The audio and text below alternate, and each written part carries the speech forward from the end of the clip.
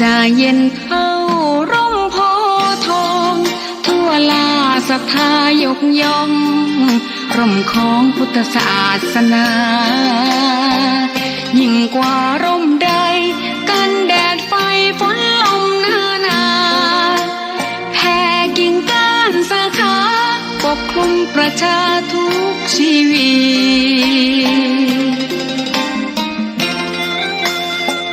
เย็นใดไหนเล่าจะเทียมเท่าเย็นใจพระธรรมที่ทรงตรัสไว้เป็นความจริงใสตรัสไว้ด้วยดีผู้ทำเห็นเองไม่จำกัดการเวลานาทีผิดถูกแก้กันตรงนี้จะไม่มีเรื่องราวก่อกวนพุทธศาสนาเชื่อมมากับเมืองสยามวัดบ้านโรงเรียนเขตข้ามปฏิบัติตามแม่ยามเรรวนคิดทำสิ่งใด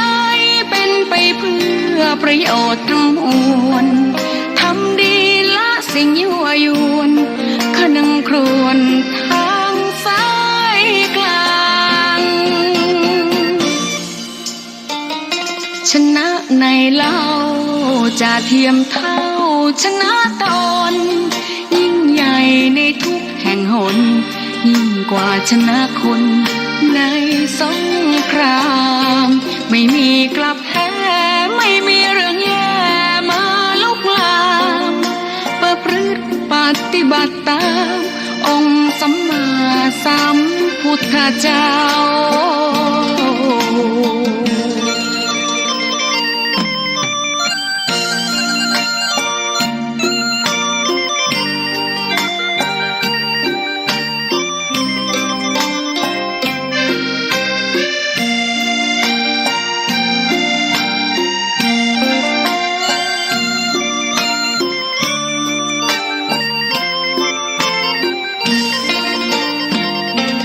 ศาสนาเชื่อมมากับเมืองสยามวัดบ้านโรงเรียนเขตข้ามปฏิบัติตามแม่ยามเรรวนคิดทำสิ่งใดเป็นไปเพื่อประโยชน์ทั้งมวล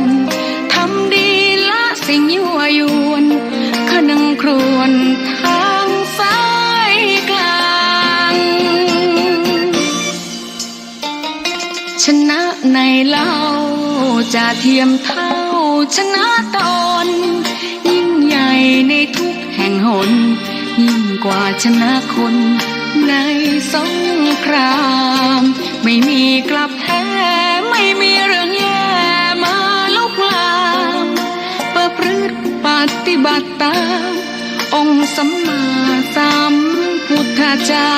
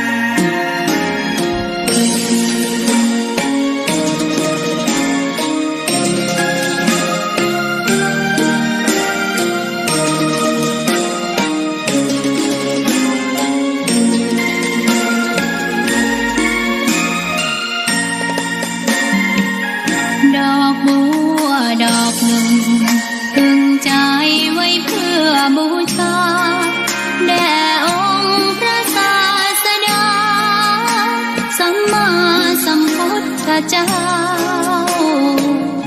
มีความงามเงียบไม่เปรียบเทียบเขาเทียบเราใครมองไม่งามช่างเขาแต่เจ้าก็คือดอกบัวด้วยความสัตย์ซื่อยึดถือความดีเป็นหลักใครรักไม่รัก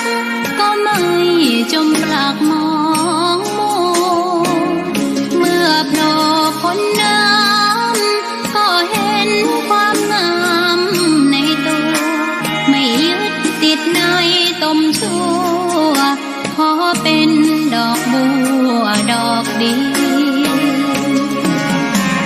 ใครไม่มองว่าบัวงามเด่น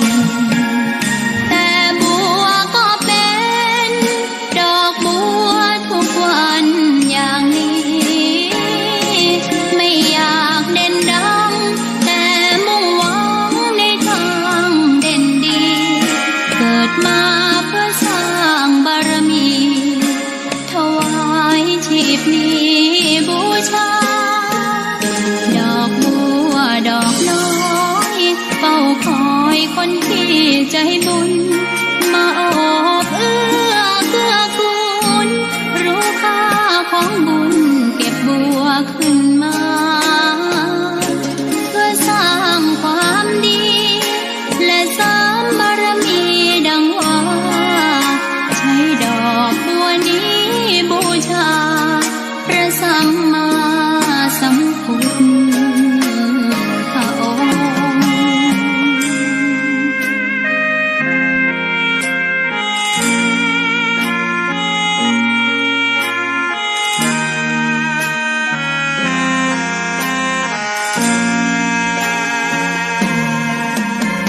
ใครไม่มองว่าบัวงามเด่นแต่บัวก็เป็นดอกบัวทุกวันอย่างนี้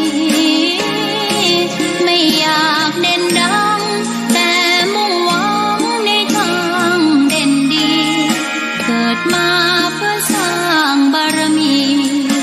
ถวายชีพนี้บูชาดอกบัวดอกน้อยเฝ้าคอยคนที่ใจบุญมาโอบเอื้อเกื้อกูลรู้ค่าของบุญเก็บบัวขึ้นมาเพื่อสร้างความดีและเสริมบารมีดังว่าใช้ดอกบัวนี้บูชาพระสัมมาสัมพุทธองค์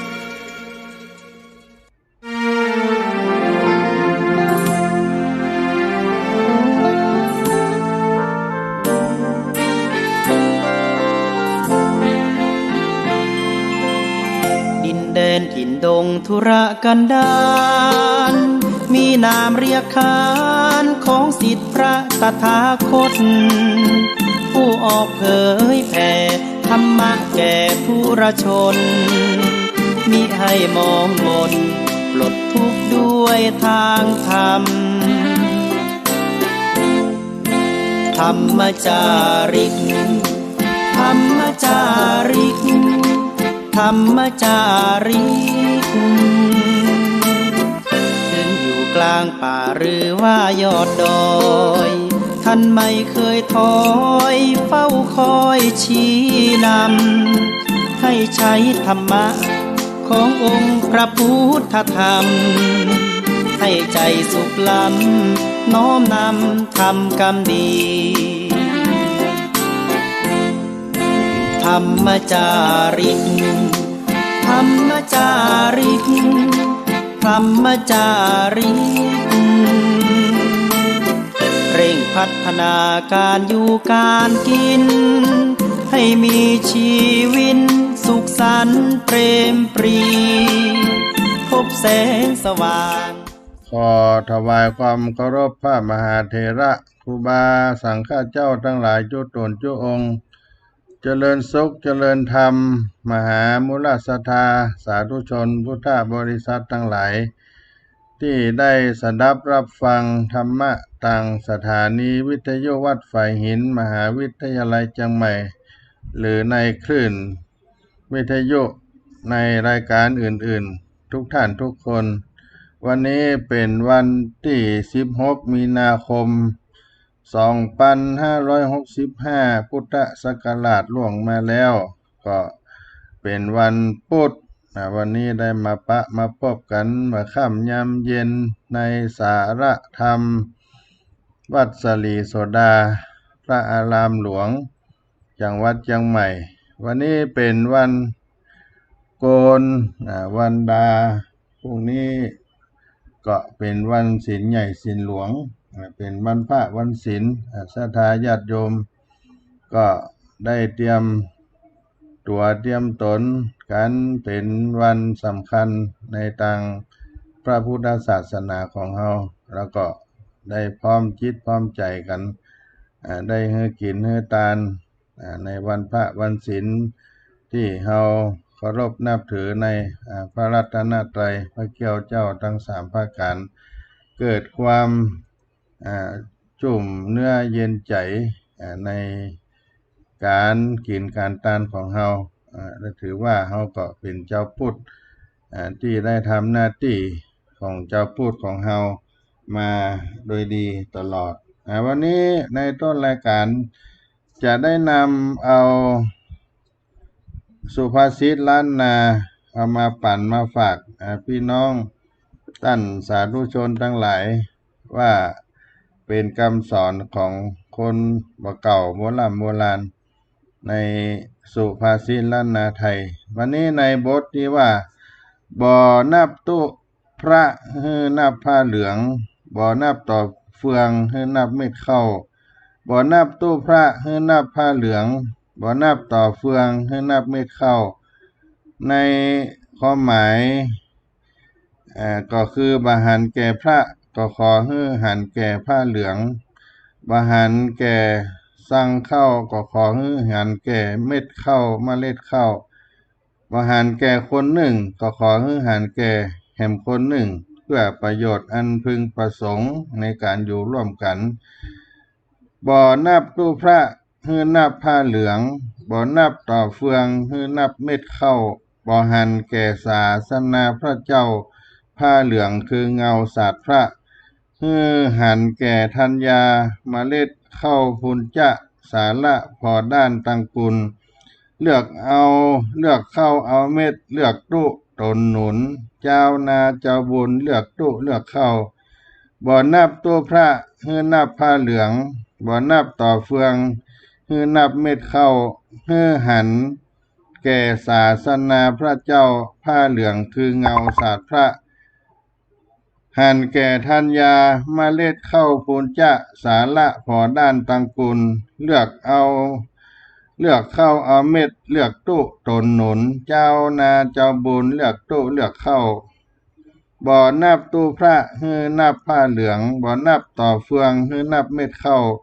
ให้หันแก่ศาสนาพระเจ้าผ้าเหลืองคือเงาศาสตร์พระหันแก่ธัญญาเมล็ดข้าวพูนจะสาระพอด้านตังกุลเลือกเข้าเอาเม็ดเลือกตุตนหนุนเจ้านาเจ้าบุญเลือกตุเลือกเข้าอันนี้ก็เป็นบทข้าวสุภาษิตนี่มีความว่ามหันแก่พระขอให้หันแก่ผ้าเหลืองซึ่งเป็นเสมือนสัญลักษณ์ของพระพุทธศาสนาบ่หันแก่สร้างเข้าก็ขอให้หันแก่เมล็ดข้าวที่ทรงคุณค่าให้มองในด้านคุณประโยชน์ลักหากจำเป็นต้องเลือกก็ขอให้เลือกเอาเม็ดข้าวที่มีประโยชน์มากกว่าสั่งข้าวหรือเลือกเคารพนับถือพระผู้ปฏิบัติชอบและกำจูพระพุทธศาสนาบ่ให้เสื่อมถอยก็เป็นคำสอนของคนโบราณเอามาสอนมาปันพี่น้องในต้นรายการสาระธรรมวัดสลีโสดาพระอารามหลวงในต้นรายการนี้ก่อนน้อ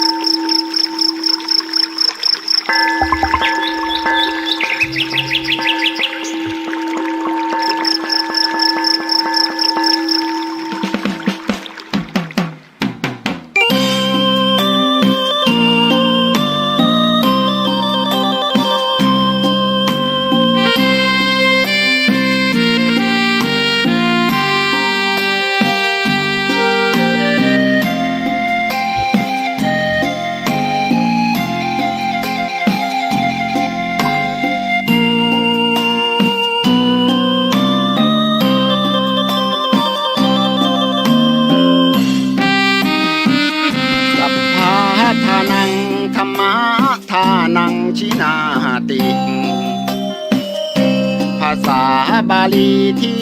พุทธองค์ท่านทรงตรัสสอนการให้ธรรมะชนะการให้จงได้สังวรให้ทราบภายในชะล้างจิตใจให้คำสั่งสอนธรรมะจะช่วยกัดกร่อนนิวรณ์จะได้เบาบางสัพพะทานังธรรมะทานังชินาติได้ฟังคำนี้ท่านทรงบ่งชี้หนึ่งไม่มีสองให้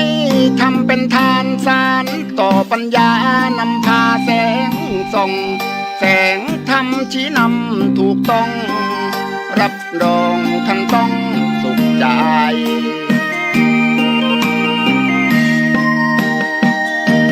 โลภโกรธหลงปลงเสียบ้างมาสร้างกุศล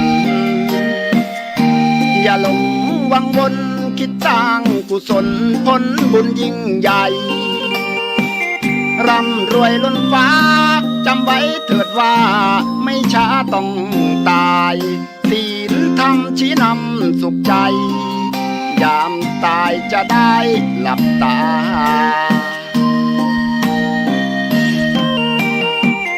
สัพพะทานังธรรมะทานังชินาติได้ฟังเพลงนี้เชิญเถิดน้องพี่อย่าได้รอช้าให้ทำเป็นทานสารต่อกุศลผลเวทนาชาตินี้หรือว่าชาติหน้าเกิดมาดวงตาเห็นธรรม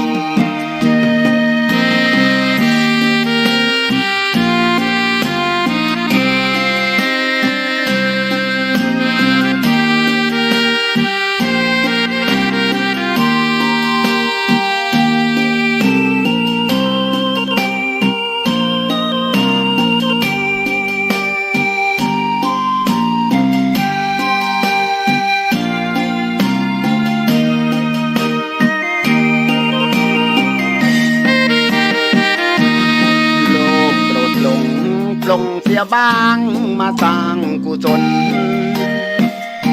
อย่าหลงวังวนคิดสร้างกุศลผลบุญยิ่งใหญ่ร่ำรวยล้นฟ้าจำไว้เถิดว่าไม่ช้าต้องตาย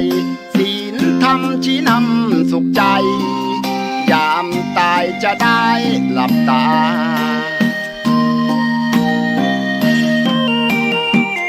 สัพพะ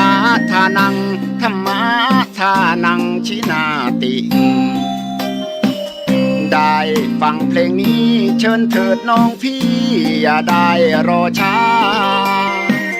ให้ทำเป็นทานสารต่อกุศลผลเวทนาชาตินี้หรือว่าชาติหน้าเกิดมาดวงตาเห็นธรรม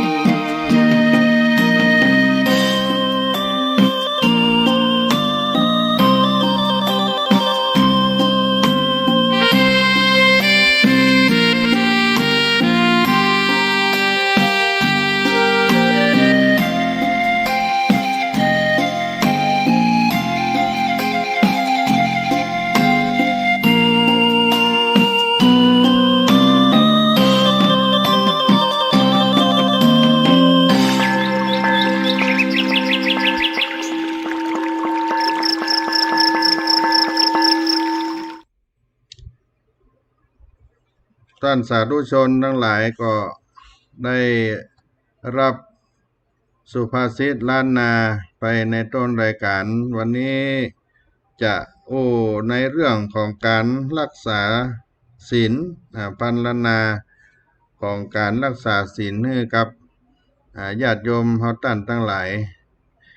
จงเอาตนสอนตนเป็นคนแรกคอยจำแนกดีชั่ว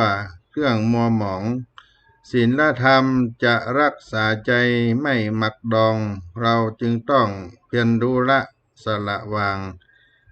ในการที่เราได้มีศีล ในการรักษาเอาไว้ในตนในตัวของเฮาเพื่อให้เกิดความสำคัญในการศรัทธาในพระพุทธศาสนาให้ยิ่งขึ้นและก็น้อมนำเอาหลักพุทธธรรมมาใช้ในชีวิตประจำวันและก็ทำลงรักษาซึ่งพระธรรมคำสอนขององค์สมเด็จพระสัมมาสัมพุทธเจ้าเอาไว้ในสุภาษิตเพิ่นกล่าวว่าสีลังพลังอปปติมังสีลังอาวุธะมุตตมังสีลังอาภาลนังเศรษฐังสีลังกะวะจะมะสีลังกะวะจำกะวะจะมัดผู้ตังศีลเป็นกำลังที่บ่มีกำลังอื่นใดจะเปรียบได้ศีลเป็นอาวุธอันประเสริฐศีลนั้นเป็นอาภรณ์อันประเสริฐเสื้อผ้าเป็นอาภรณ์ประดับแต่เพียงกายส่วนศีลเป็นอาภรณ์ประดับทั้งกายและใจศีลเป็นเกราะป้องกันน่าอัศจรรย์คำว่าศีลนั่นก็หมายถึงข้อปฏิบัติที่ควบคุมกายวาจาให้ตั้งอยู่ในความดีงามมีความประพฤติดีทางกายวาจาและการรักษากายวาจาให้เรียบร้อยการรักษาความเป็นปกติของกายวาจาตามระเบียบวินัยรักษามารยาทให้สะอาดปราศจากโทษข้อปฏิบัติในการละเว้นจากความชั่วข้อปฏิบัติในการฝึกหัดอบรมกายวาจาให้ดียิ่งขึ้นความสุจริตทางกายวาจาและอาชีพศีลนั้นแม้จะมีความหมายหลายอย่างแต่โดยทั่วไปมักจะแปลกันว่าปกติคือปกติของกายของวาจาซึ่งปกติจะสงบบ่รุกรานบ่เบียดเบียนทำร้ายไผแต่เมื่อปกติคือผิดปกติก็บ่สงบลุกรานเบียดเบียนทำร้ายคนอื่นด้วยอำนาจของจิตใจที่ผิดปกติเพราะโลภะโทสะและก็โมหะศีลจึงเป็นเครื่องคัดเหลากายวาจารวมไปถึงใจให้สะอาดเป็นเครื่องคัดเกลากิเลสอย่างหยาบที่จะล่วงออกมาทางกายทางวาจามีการเบียดเบียนการติฉินนินทากันเป็นต้นศีลนั้นเป็นการมุ่งหมายก็คือให้มีความประพฤติบ่ล่วงละเมิดข้อห้ามตามพุทธบัญญัติความประพฤติปฏิบัติขัดเกลาหรือเป็นความประพฤติทำลายกิเลสอย่างหยาบอันจะปรากฏทางกายทวารและวจีทวารอันนี้รวมความเรียกว่าเจตนาการบัญญัติศีลแม้มนุษย์บนโลกนี้มีมากมายหลายประเภทถ้ากล่าวถึงรูปร่างหน้าตาบางคนสวยงามนักบางคนก็มีความงามน้อยบางคนก็ทั้งสวยทั้งดีบางคนบ่สวยบ่ดีรวมกันบางคนเรียบร้อยบางคนหยาบคายบางคนก็มีความอ่อนโยนบางคนก็ดุร้ายบางคนมีศีลบางคนบ่มีศีลสุดแท้แต่กรรมจะนำจำแนกให้เป็นไปแต่ใ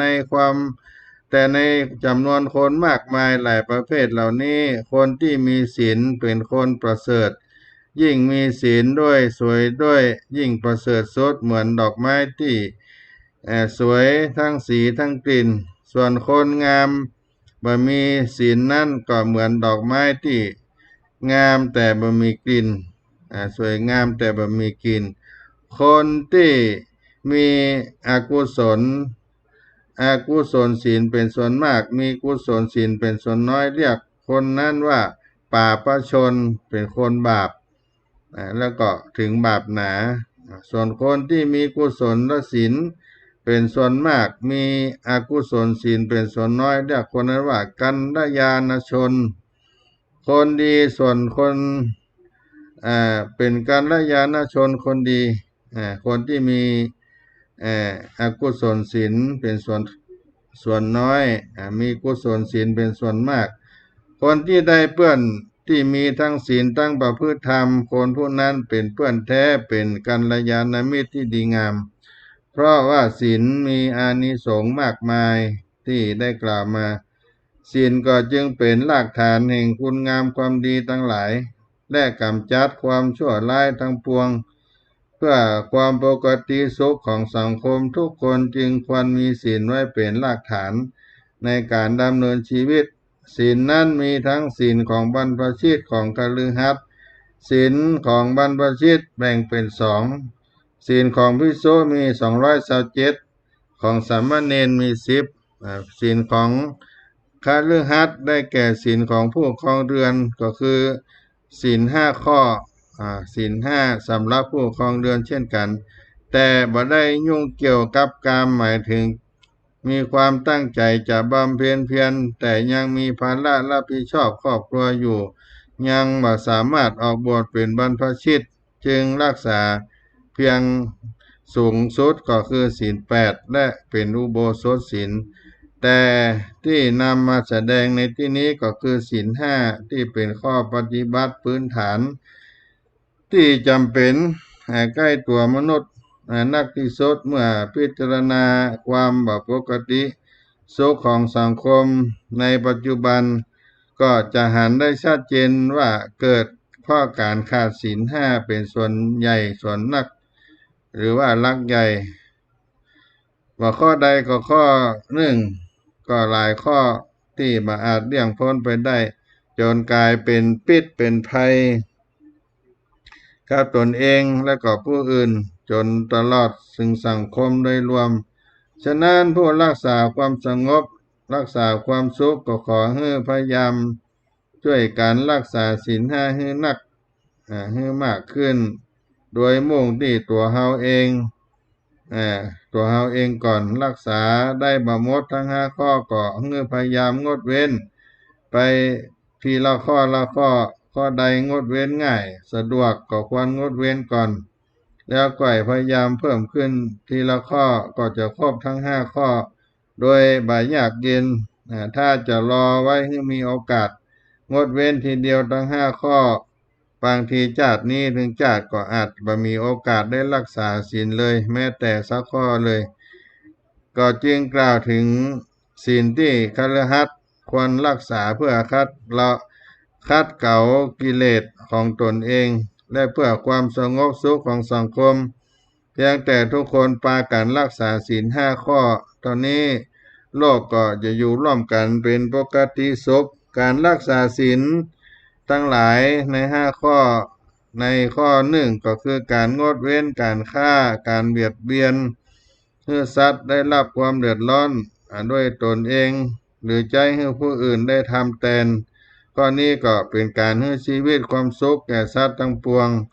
ข้อที่2ก็งดเว้นจากการถือเอาของที่เจ้าของเปิ้นบ่ได้ให้ศีลข้อนี้ก็เป็นการให้ความปลอดภัยแก่ทรัพย์สินของคนอื่นการรักษาศีลข้อ3คือการงดเว้นจากการประพฤติผิดในบุตรภรรยาสามีคนอื่น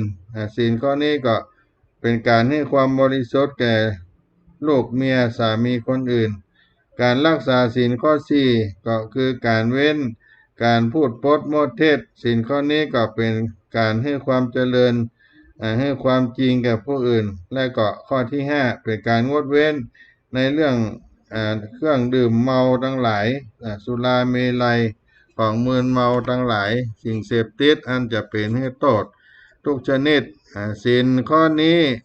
เป็นการให้ความปลอดภัยแก่ทุกคนทั้งนี้เพราะผู้ที่มึนเมาเพราะสุรายาเมานี่เป็นต้นย่อมขาดสติสามารถทำความชั่วได้ถึงที่สุดแม้แต่ฆ่าพ่อฆ่าแม่ก็ถึงได้ดังนั้นการเป็นผู้มีศีลจึงเป็นการให้ความปลอดภัยแก่ทุกสิ่งก็คือความปลอดภัยแก่ชีวิตสัตว์ให้ความปลอดภัยแก่ทรัพย์สินของผู้อื่นให้ความบริสุทธิ์แก่ลูกภรรยาสามีคนอื่นให้ความจริงแก่ผู้อื่นให้ความปลอดภัยกับทุกคนเพราะว่าขาดสติเมื่อเฮา ได้ให้ความบ่มีเวรมีภัยแก่สัตว์ทั้งหลายหาประมาณบ่ได้อย่างนี้แล้วย่อมได้รับความบ่มีเวรบ่มีภัยบ่ถูกเบียดเบียนหาประมาณบ่ได้เช่นกันเพราะทำเหตุอย่างใดก็ย่อมได้รับผลอย่างนั้นทุกสรรพสิ่งในโลกเมื่อมีกุลอนันต์ย่อมมีโทษมหันต์เช่นกันศีลก็มีโทษเช่นกันโทษที่ว่านี้บ่ได้เกิดจากศีลเป็นผู้กำหนดแต่เกิดจากตนไปล่วงละเมิดความปกติของผู้อื่นและสังคมเป็นต้นว่าไปลักขโมยทรัพย์สินของคนอื่นแล้วก็ถูกเปิ้นจับได้เอาไปลงโทษเพราะธรรมดานั้นทุกคนย่อมห่วงเห็นทรัพย์สินของตัวเองเมื่อทรัพย์สินมีอันตรายก็ย่อมต้องทุกข์ร้อนเป็นปกติศีลจึงเกิดจากพื้นฐานนี้ตรงนี้เพื่อบอกกล่าวถึงความจริงที่ว่าทุกคนรักษารักสุขเกียรติทุกข์ด้วยกันทั้งนั้นโทษที่ได้รับจึงเกิดจากการบ่รักษาความปกติของชีวิตและสังคมไว้ต่างหากบ่ได้เกิดจากศีลแต่ศีลคือผู้หวังดีมากำหนดกรอบให้คนได้หันเส้นแบ่งเขตระหว่างความดีกับความชั่วดังนั้นความประพฤติตนเกิดเลยขอบเขตที่ศีลขีดไว้ให้เรียกว่าล่วงละเมิด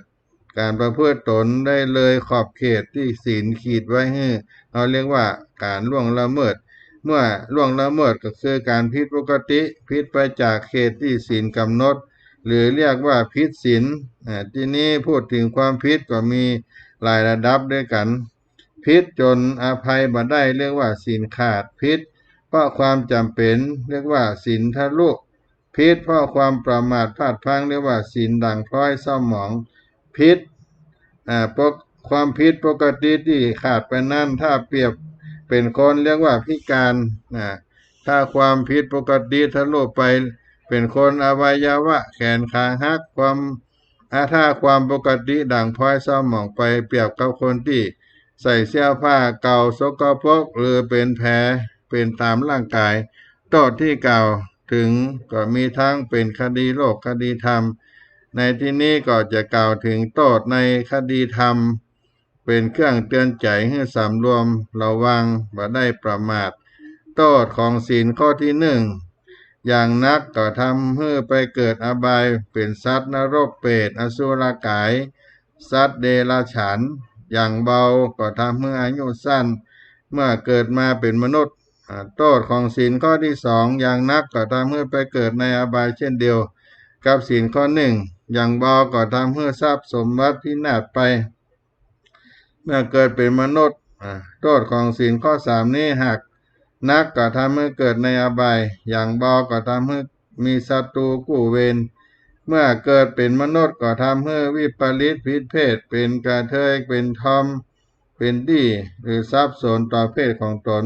เมื่อเกิดเป็นสัตว์เดรัจฉานหรือมนุษย์แล้วก็ถูกตัดตอนไปศีลข้อที่อย่างนักก็ทำให้เกิดในอบายหรือถูกใส่ความให้เดือดร้อนบ่จบบ่สิ้นอย่างเบาก็ทำให้ถูกกล่าวตู่ด้วยคำบ่ที่บ่เป็นจริงที่ฉินนินทาข้อที่มีโทษอย่างนักก็ทำให้เกิดในอบายอย่างเบาก็เกิดเป็นคนโง่เขลาทุกชาติไปเพราะทำลายสติปัญญาของตัวเองทิ้งไปเพราะเสพสิ่งเสพติดศีลข้อทั้งนี้เมื่อผู้ใดละเมิดไปถือว่ามีโทษนักก็เป็นเวรคือก่อให้เกิดผลร้ายทั้งในปัจจุบันและอนาคตเพราะฉะนั้นจึงควรเว้นสิ่งที่ควรมีโทษเสียคนเฮาจะมีศีลได้ก็เพราะมีหิริโอตตัปปะมีความละอายเกรงกลัวต่อบาปทั้งตนเองและก็คนอื่นโดยอาศัยการมีสติเตือนตนว่าเฮาเป็นสาวกของพระพุทธเจ้าเป็นผู้บริสุทธิ์บ่ควรกระทำชั่ว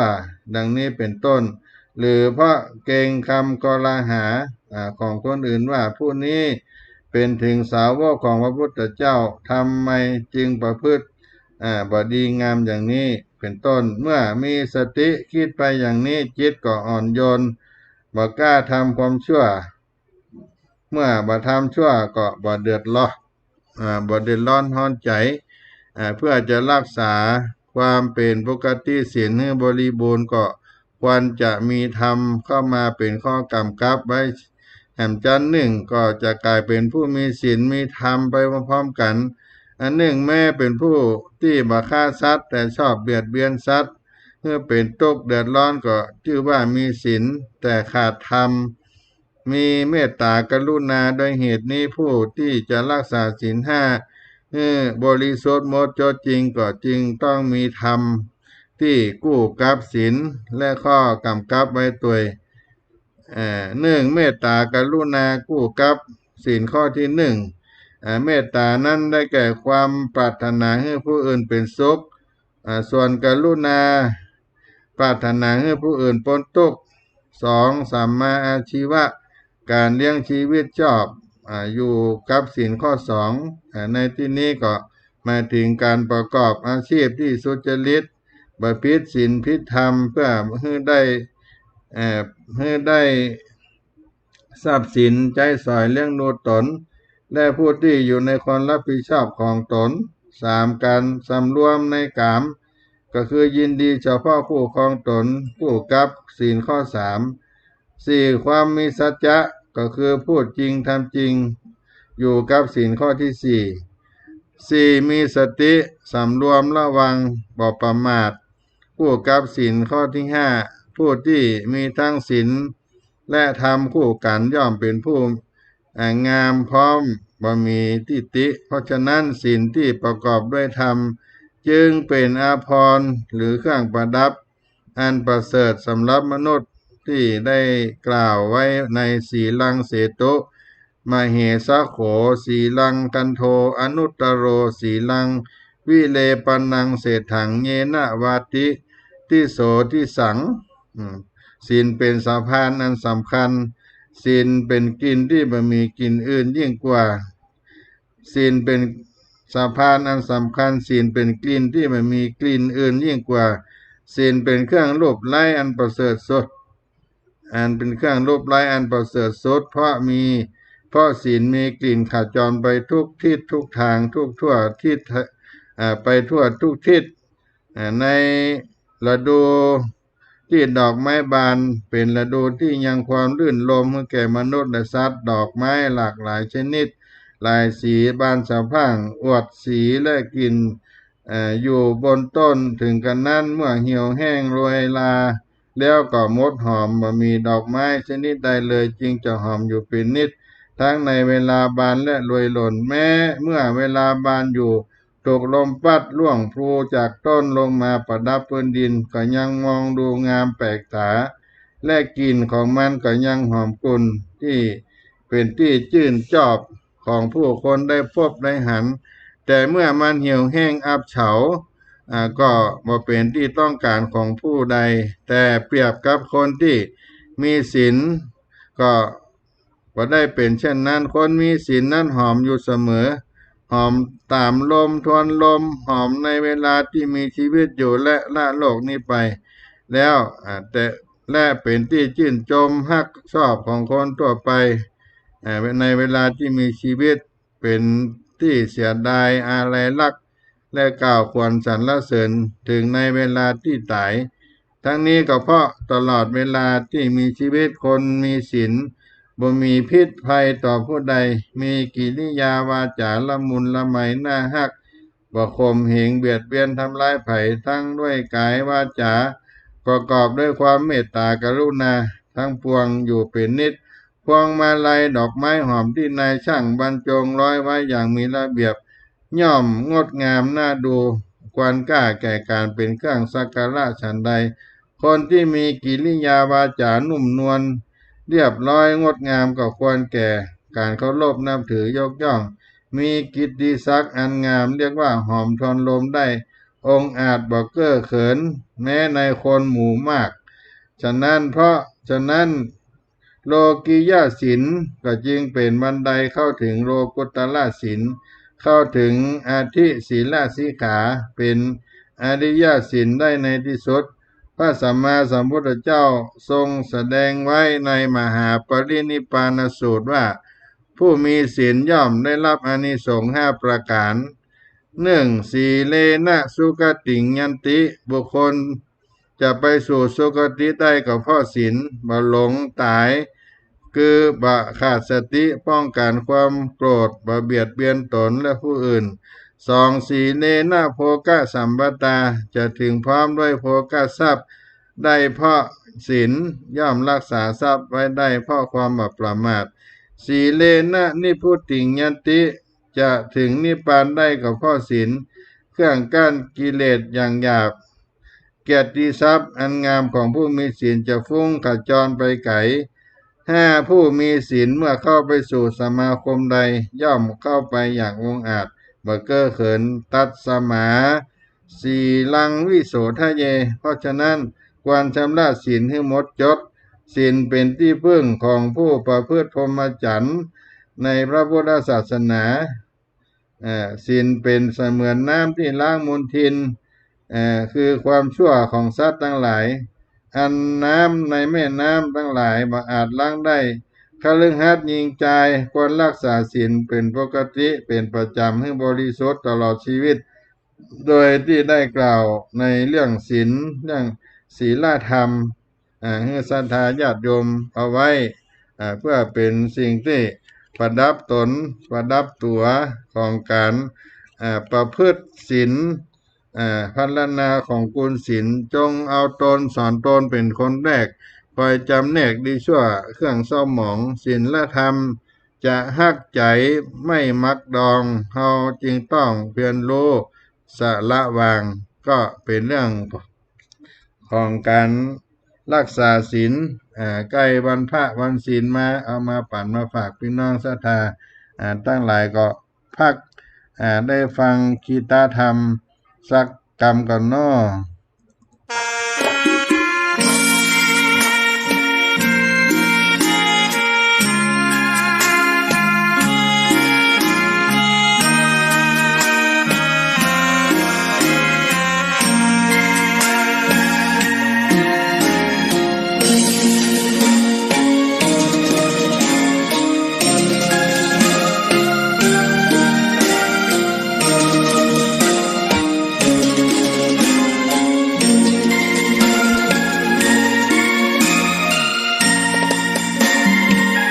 ดอกบัวดอกหนึ่ง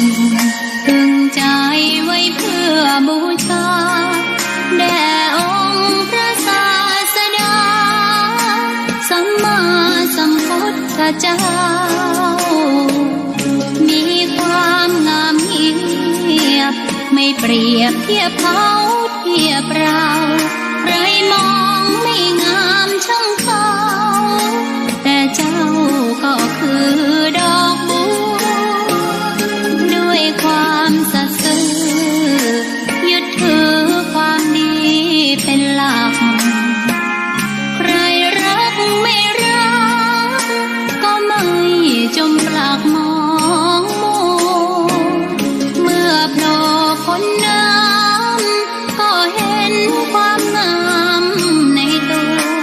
ไม่ยึดติดในตมชั่ว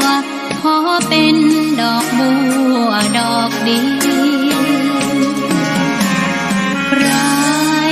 ไม่มองว่าบัวงามเด่น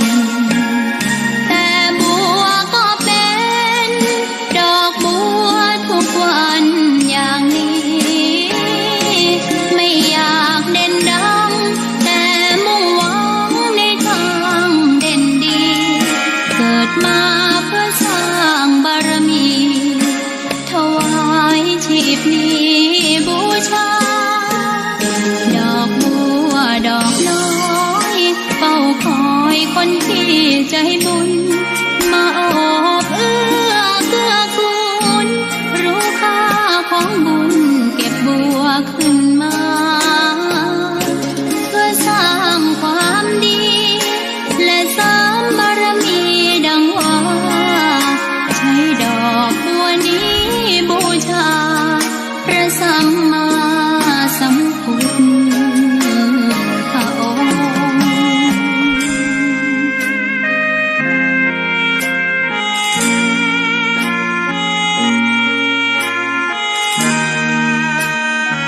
ข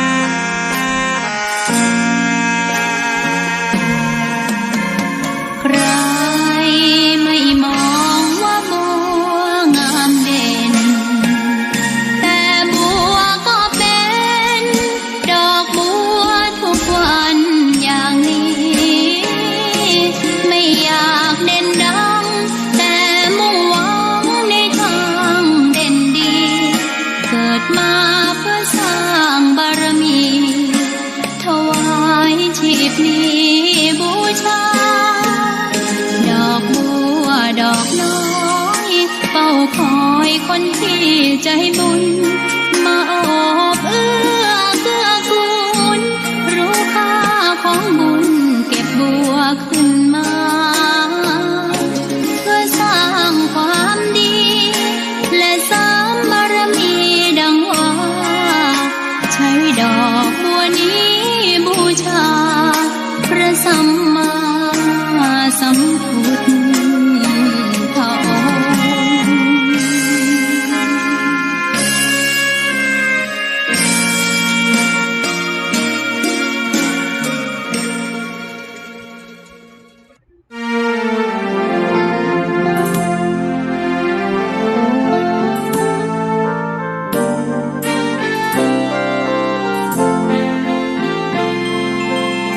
ดินแดนถิ่นดงธุรกันดารมีนามเรียกขานของสิทธิพระตถาคต ผู้ออกเผยแผ่ธรรมะแก่ผู้รชน มิให้มองมนปลดทุกข์ด้วยทางธรรม ธรรมจาริก ธรรมจาริก ธรรมจาริก ถึงอยู่กลางป่าหรือว่ายอดดอย ท่านไม่เคยถอยเฝ้าคอยชี้นำ ให้ใช้ธรรมะขององค์พระพุทธธรรม ให้ใจสุขล้ำน้อมนำทำกรรมดี ธรรมจาริก ธรรมจาริก ธรรมจาริก เร่งพัฒนาการอยู่การกิน ให้มีชีวิตสุขสันต์เปรมปรี พบแสงสว่างส่องทางสร้างความดี ให้มีความสุขความทุกข์หายไป ธรรมจาริก ธรรมจาริก ธรรมจาริก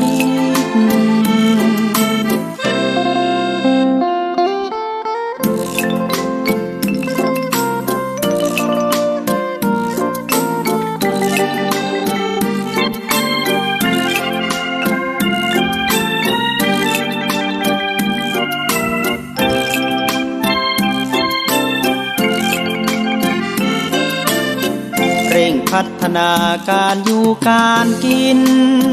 ให้มีชีวิตสุขสันต์เปรมปรี พบแสงสว่างส่องทางสร้างความดี ให้มีความสุขความทุกข์หายไป ธรรมจาริก ธรรมจาริก ธรรมจาริก ธรรมจาริก ธรรมจาริก ธรรมจาริก ธรรมจาริก ก็มาถึงช่วงท้ายรายการเสียงธรรมวัดสลีโสดาพระอารามหลวงได้มาพบกับท่านผู้ฟังทั้งหลายได้อู้ถึงเรื่องศีลพรรณนาไปถึงเรื่องศีลในท้ายนี้ก็จะฝากว่าถ้ามีศีลและปัญญาก็จะพายุติธรรมบัณฑิตนั้นพึงเป็นผู้มีศีลมีปัญญาจะยึดหลักธรรมสะศีลาวาปัญญาวาธัมมิโกสิยา เมื่อกล่าวถึงบัณฑิตบุคคลทั่วไปจะรู้เพียงสั้นๆว่าคนดีก็คือคนที่ทำดีพูดดีคิดดีมี3 ดีนี้รวมเรียกว่าความประพฤติดีเพียงเท่านี้ยังบ่เพียงพอจะต้องมีความรู้ดีและความสามารถตัวและมีหน้าที่ในการช่วยกันสร้างความเจริญให้เกิดขึ้นแก่สังคม และจะเป็นกำลังของประเทศชาติบ้านเมืองด้วยเพราะเหตุดังกล่าวมานี้ในทางพระพุทธศาสนาจึงวางหลักเกณฑ์ของบัณฑิตไว้เป็น3ประการจะต้องดำรงตนอยู่ในศีลก็คือการปฏิบัติตนอยู่ในขอบเขตแห่งระเบียบวินัยอย่างเคร่งครัดมีความเป็นอยู่ด้วยปัญญาบ่หลงคิดอยู่ในโมหะมีคือความมืดบอดและมีความเป็นธรรมหรือมีความยุติธรรมเป็นหลักยึดคุณธรรมทั้ง3ประการนั้นรวมเรียกว่าศีลธรรมถ้าจะกล่าวว่าบัณฑิตคือคนที่มีศีลธรรมก็บ่ผิดเพราะหมายความว่ามีศีลก็คือมีข้อบังคับทางกายทางวาจาก็ได้แก่เบญจศีลเช่นเดียวกันกฎหมายบ้านเมืองและมีศีลธรรมเป็นข้อบังคับทางใจได้แก่เบญจธรรมซึ่งตรงข้ามกันกับเบญจศีลเบญจธรรมเบญจศีลส่วนปัญญาวางไว้เป็นกลางระหว่างศีลกับธรรมความหมายว่าเพื่อให้บุคคลได้ใช้ปัญญาเป็นตัวควบคุมศีลตัวควบคุมธรรมด้วยเพื่อคอยรักษาระดับเดิมไว้บ่ให้กายวาจาและใจเดินออกจากนอกทางที่เรียกว่ากุศลกรรมบทซึ่งแปลว่าหนทางแห่งความดีเข้าในทำนองว่ามีศีลกับปัญญาจะพายุติธรรมในปัจจุบันนี้เยาวชนจะบ่ได้รู้จักคำว่าศีลธรรมเพราะหลักสูตรการเรียนได้เปลี่ยนเป็นจริยธรรมจะทำให้นักเรียนแยกบอกออกว่าตรงไหนเป็นศีลตรงไหนเป็นธรรมเพราะศีลเป็นเหตุให้เกิดธรรมกล่าวได้คุณธรรมจะเกิดจะต้องมีศีลอย่าก่อนถ้าเข้าใจอย่างนี้ก็จะไม่ได้สับสนเพราะฉะนั้นบุคคลทุกคนตลอดจนถึงผู้ที่มีความรู้ระดับปริญญาเรียกตนเองว่าบัณฑิตจะต้องเป็นผู้มีคุณธรรมให้ครบทั้ง3ประการมีศีลมีปัญญามีความยุติธรรมบ่ใช่มีแต่ความรู้อย่างเดียวขอได้มีความคิดที่ว่าศีลรักษาศีล5ต้องมีปัญญาเข้าช่วยถ้าทำได้จะได้ไปสวยศีลปัญญาจะพายุติธรรมเป็นวิธีนำของบัณฑิตการทำดีต้องมีความคิดก็นำฝากญาติโยมศรัทธาทั้งหลายเรื่องศีลในวันนี้มีปัญญามีศีลมีปัญญาก็จะให้เกิดยุติธรรมสะศีลวาปัญญาวาธรรมิโกบัณฑิตนั้นพึงเป็นผู้มีศีลมีปัญญาและยึดหลักธรรมก็นำมาปั่นมาฝากพี่น้องท่านทั้งหลายในเมื่อค่ำยามเย็นในวันนี้ก่อนที่จะได้ล่ำลากันไปวันนี้ก็จะได้นำเอาศรัทธาญาติโยมได้ไหว้พระบรมธาตุเจ้าดอยสุเทพและก็ท่านครูบาเจ้าศรีวิจัยก็จะได้ล่ำลาญาติโยมไปในวันนี้ก่อนนอกจะได้พักผ่อนเตรียมเนื้อเตรียมตัวได้กินได้ทานในวันศีลวันพระในวันพรุ่งนี้นอนะโมตัสสะภะคะวะโตอะระหะโตสัมมาสัมพุทธัสสะนะโมตัสสะภะคะวะโตอะระหะโตสัมมาสัมพุทธัสสะนะโมตัสสะภะคะวะโตอะระหะโตสัมมาสัมพุทธัสสะสุวรรณเจติยังเกสาวละมัทธลุงกังวะลัญญาธาตุงสุเตวะนามกังนาลาเตเวหิสัพพะปูจิตังอหังวันตามิสัพพตาปัญญาวาอัสมิงเยวะจันทิมาอิวะทาละยังปิตกัตตะเยสาสนะนิยานิเกติโมฆะปะธรรมวัลลังอาปายะนิวาลนังอระหังสักกะโสปานังปัทมังอุปชังกะหาเปตัวปัตตจีวลังยังจะตังสังฆมะเชพุทธาสวะหะสีวิจัยจนะจะมหาเทโลสัพพะลาโพนิรันตลังตะมหังสังฆังศีลสานะมามิวันตามิพันเตสัพพังอปาราทังขมะทะเมพันเตมายากตังปุญญังสามินาอนุโมทิตปังสามินากตังปุ ปุญญังไมหังทาตปังสาธุสาธุอนุโมตามิขอความสุขสัสดีจงมีแก่ท่านทั้งหลายจุผู้ในคนจัตตาโลธรรมาวัฏันติอายุวันโนสุขังพลัง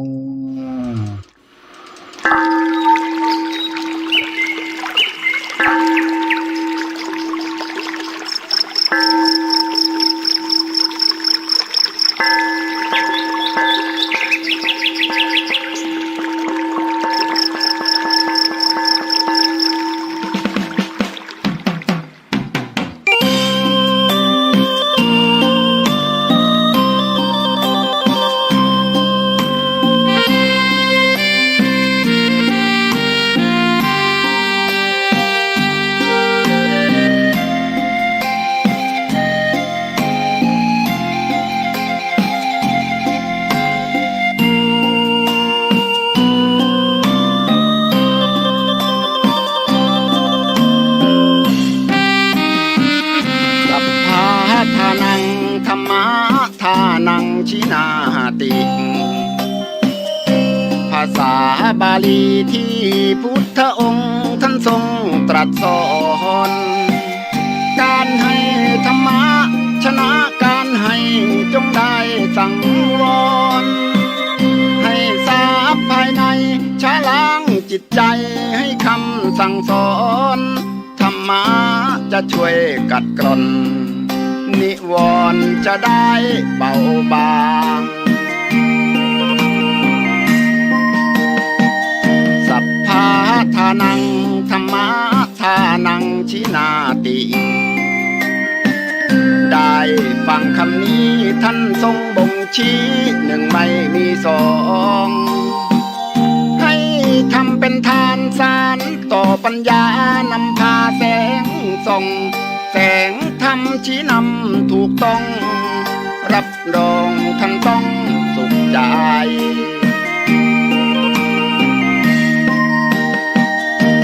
โลภโกรธหลงปลงเสียบ้างมาสร้างกุศลอย่าหลงวังวนคิดสร้างกุศลผลบุญยิ่งใหญ่ร่ำรวยล้นฟ้าจำไว้เถิดว่าไม่ช้าต้องตายศีลธรรมชี้นำสุขใจยามตายจะได้หลับตา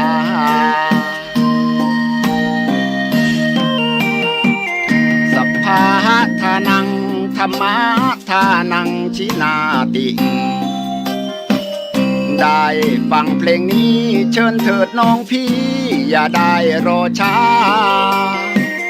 ให้ทำเป็นทานสารต่อกุศลผลเวทนาชาตินี้หรือว่าชาติหน้าเกิดมาดวงตาเห็นธรรม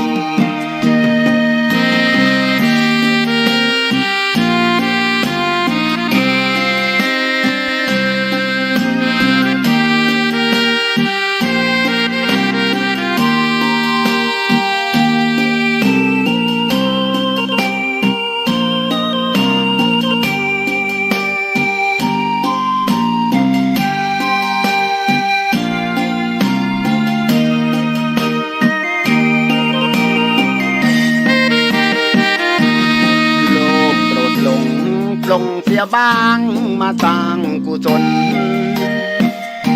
อย่าหลงวังวนคิดสร้างกุศลผลบุญยิ่งใหญ่ร่ำรวยล้นฟ้าจำไว้เถิดว่าไม่ช้าต้องตายศีลธรรมชี้นำสุขใจยามตายจะได้หลับตา